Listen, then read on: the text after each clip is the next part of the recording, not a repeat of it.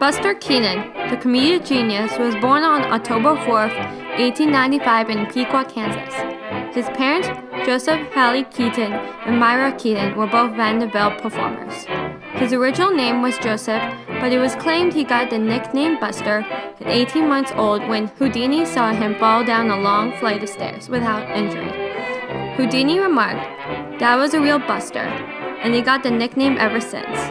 People think the truth of the story might be flawed since he was young and probably couldn't remember what actually happened. However, the story is repeated frequently. When Buster was age 3, he started performing with his parents, and they adapted the stage name The Three Keatons. The family performed a comedy sketch where Buster would disobey his father, and his father would throw him into the orchestra pit, the scenery, or even into the audience. This made Buster get the nickname the Human Mob. Despite always being thrown on stage, he was rarely injured or bruised since he learned how to do trick falls safely. He started doing the early version of the famous stone face in the performances because the audience laughed when he kept a straight face when he was thrown. While traveling on the road to different cities and countries, his mother taught him how to read and write. He only went to school for one day during their New York performance because he was required to by law. When Buster was 21 years old, the reputation of the family act went down the drain when his father became an alcoholic. Buster and his mother fled to New York to get away from his father. It was in New York where Buster's film career took off. In February 1917, Buster Keaton got a contract at Norma Talmadge Film Corporation by Joseph M. Schnick. This was the studio that Buster had met Roscoe "Fatty" Arbuckle for the first time. When Buster met up with Arbuckle for the first time at the studio, Buster asked to borrow one of the studio cameras to see how it worked. Buster, prior to 1917, has not explored film since he did not know how to work a camera, and his father had disapproved of film.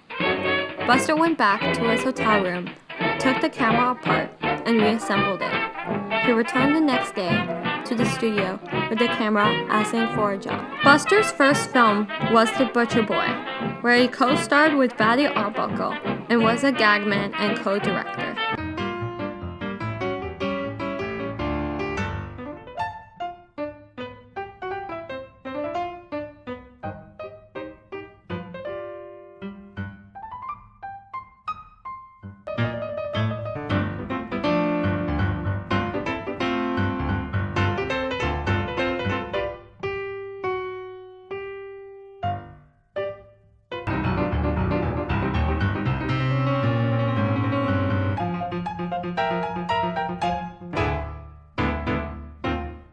Buster and Arbuckle had become good friends, and Buster starred in 14 Arbuckle short films till 1920.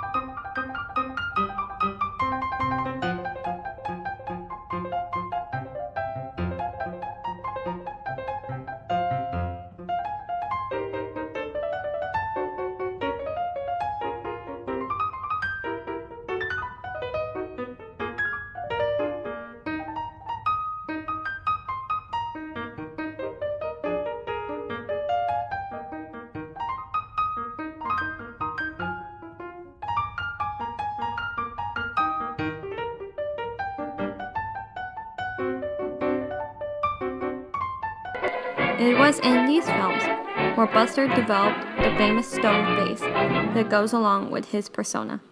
His first feature-length film was The Slaphead.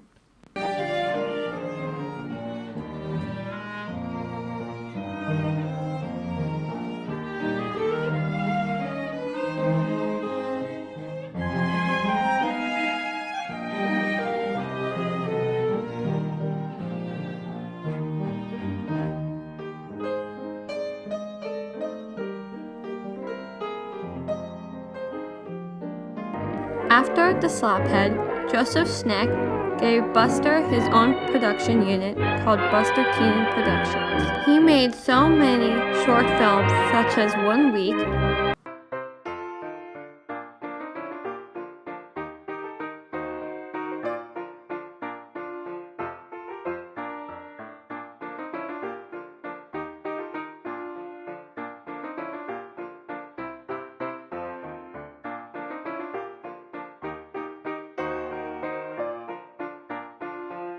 The Playhouse,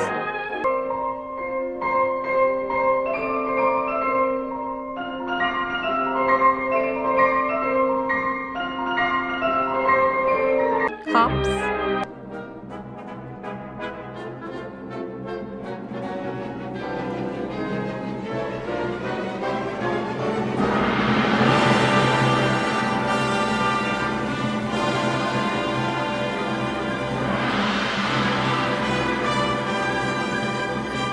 and The Electric House.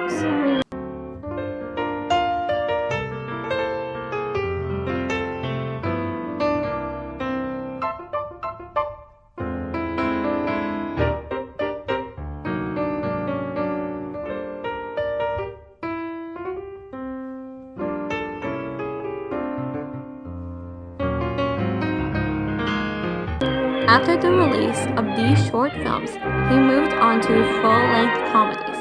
These feature-length films that star Buster Keaton include 3 Ages,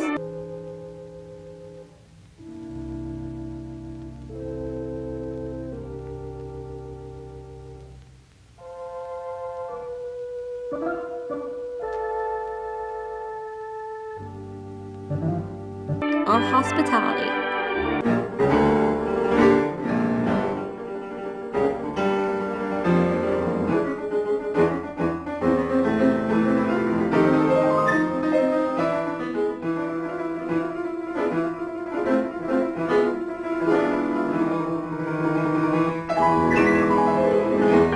Sherlock Jr.,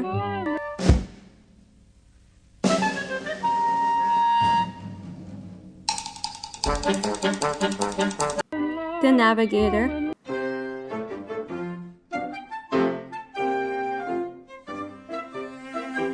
Seven Chances,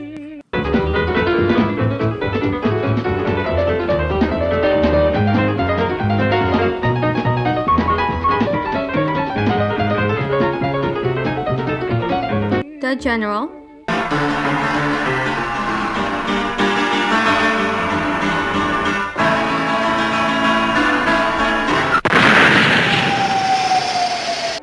The Cameraman,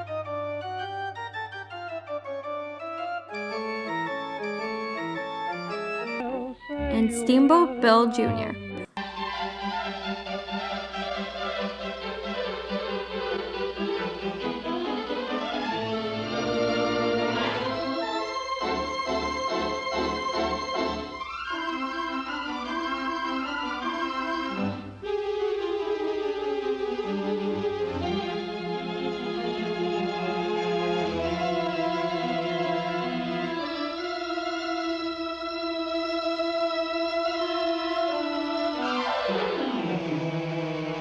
Buster had a set of writers that wrote his films, but all the gags in his films were conceived on his own and on the spot. In 1928, Normal Talmadge Film Corporation shuts down along with Buster Keaton Productions right after the filming of Steamboat Bill Jr. Buster's distributor, United Artists, insisted on finding a production manager. He then stopped working independently and signed with MGM Studios, which was Hollywood's biggest studio at the time. With the transition of sound into cinema and the loss of independence as a filmmaker, it was really hard for him to recover. It was around this time he got depression and started becoming an alcoholic. In the movies he did for MGM, he had to use a stunt double because MGM wanted to protect his investment and don't want him to get hurt on set. In Buster's previous films, he did not use a stunt double, and Buster had claimed that stuntmen don't get laughs. He starred in really successful films for MGM Studios, including The Passionate Plumber,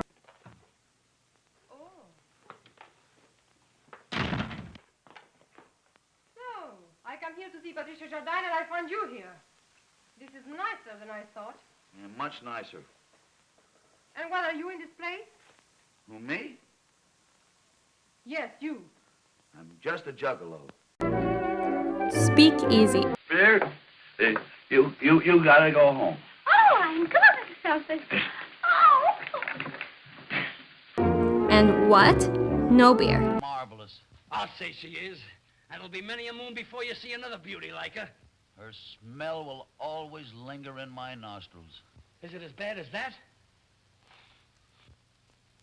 If I could only hold her in my arms. Well, Alma, take her. Well, what's this? Didn't you just say you wanted to hold her in... What? No Beer was his last starring film since MGM fired him after the film was complete. In 1934, he accepted an offer to make Le Roi des Champs-Élysées, an independent film in Paris.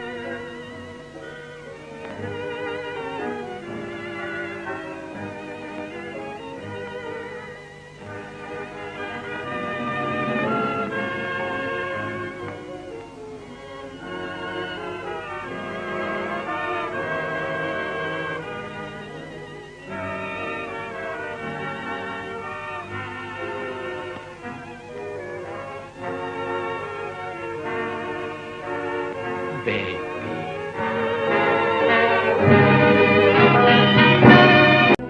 The following year, in 1935, he went to England to make another film called The Invader. Later on you will find you'll be changing your mind. When I'll play on my sweet guitar, my little song of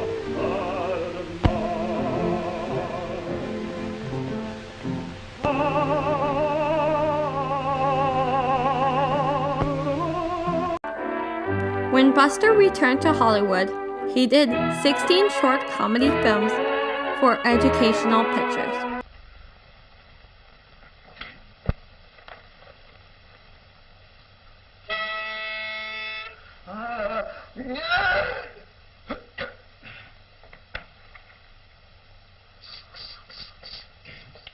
Me.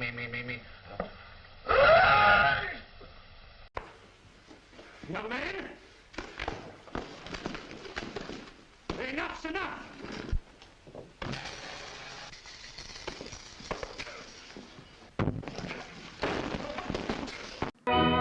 These films had simple plot lines, but he did all the gags himself. His inspiration for the gags in these films was the vaudeville performances he did with his family. After the short film series ended in 1937, he worked behind the scenes as a gag writer for MGM Studios, mainly for the Marx Brothers films. However, in 1939, he got back on screen when Columbia Pictures hired him to do 10 short films, running for a span of 2 years. One of his favorite short films that he did for Columbia Pictures was Pest from the West. So long, Pa.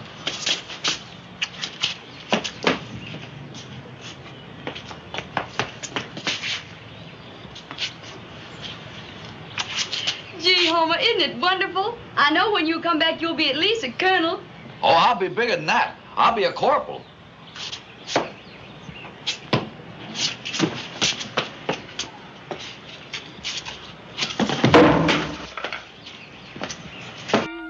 However, Buster claimed the other short films he made for Columbia Pictures were the worst comedies he would ever make. This phrase was an excerpt from his book, My Wonderful Life of Slapstick, that was published in 1960. The final short film in the series that he made was She's All Mine.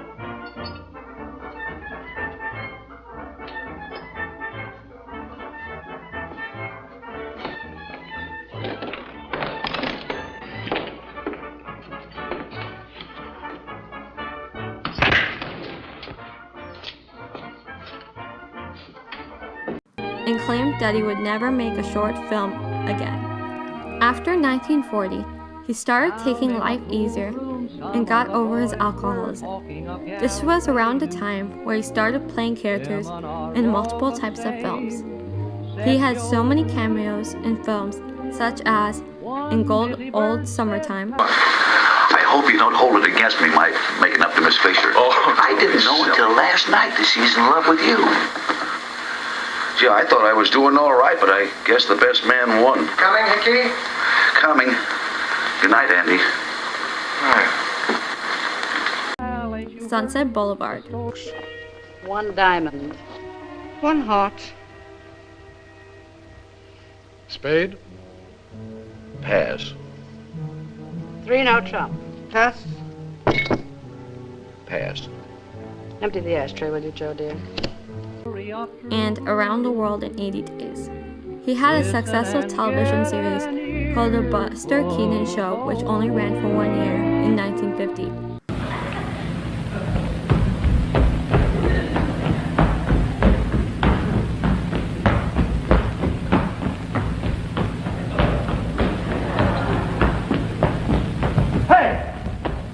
Don't stop me now. I got 71 yards to do. Hey, are you BK? Yeah. Well, my name's Dave Watson. Glad to know you. I know you. I'm here to get you in shape. Well, it won't be long now. Oh. There it is.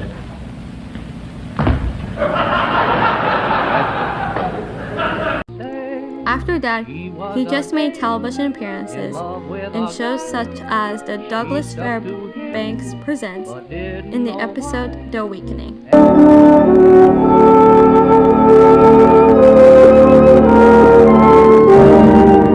Blazing hot. It's been burning for hours. Hours! Don't lie to me. Costs me more to write your room than all the other rooms put together. That everyone cheats me, everyone lies to me. Well, it's impossible. I can't even make my expenses anymore. What's the use?